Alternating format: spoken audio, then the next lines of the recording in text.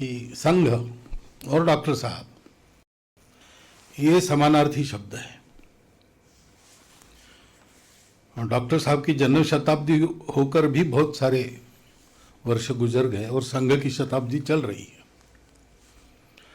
लेकिन जो जो संघ नए नए रूप में विकसित होता है लोगों को लगता है बदल रहा है, लेकिन वो बदल नहीं रहा है, वो क्रमशः प्रकट हो रहा है।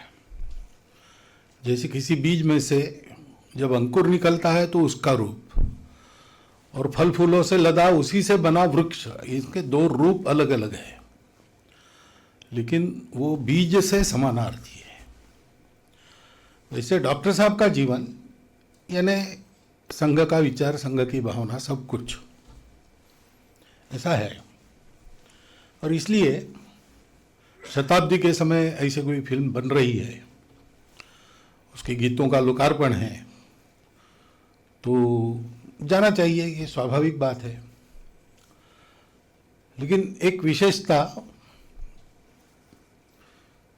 आप दो गीत कह रहे, पहला गीत है उसके बारे में मैं बोल रहा हूं। इस पहलू को अभी किसी ने बहुत छुआ नहीं है।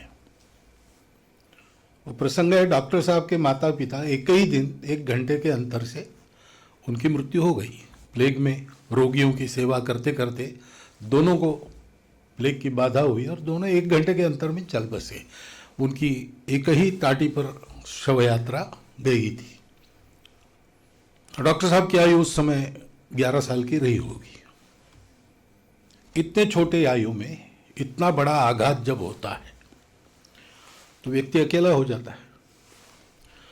और डॉक्टर साहब के घर में और कोई नहीं था जो उनसे बात करे, उनको समझाए उस समय, क्योंकि बड़े भैया तो थे, लेकिन बड़े भैया पहलवानी में ज़्यादा मस्त रहते थे और मझले भैया पढ़ाई के लिए इंदौर चले गए थे। वैसे उनसे संवाद करने वाला, उनका मन संभालने वाला कोई उनको उस आयु में मिला नहीं। बाद में जब ऐसे होता है तो मनुष्य का स्वभाव नुकीला बन जाता है, उसके स्वभाव में एक उदासीनता आती है, अश्रद्धा भी आती है। ऐसा होता है तो वो स्वाभाविक है। लेकिन 11 साल के डॉक्टर जी के मन में ये सब कुछ नहीं हुआ। दुख तो हुआ ही, एकदम माता पिता दोनों का साया उठ जाना, इसका दुख तो हम कल्पना भी नहीं कर सकते। वो दुख जरूर हुआ वो, परंतु उसका कोई विपरीत परिणाम उनके व्यक्तित्व पर, स्वभाव पर नहीं हुआ है। तो जैसे हम उनका वर्णन करते, जन्मजात देशभक्त, देशभक्ति जन्म से ही उनमें थी। यानी प्राथमिक विद्यालय में पढ़ रहे थे, 4th के क्लास में तब, और महारानी विक्टोरिया का जो राज्यारोहण था उसमें, वो भी प्रसंग शायद है फिल्म में, तो वो मिठाई उन्होंने फेंक दी और ये कहा कि ये जहर है। तो हम परतंत्र है और स्वतंत्र होना हमारा कर्तव्य है, ये बात उनको उस आयु में किसी का सिखाना वगैरह ऐसा संभव नहीं था, लेकिन उनके मन में थी।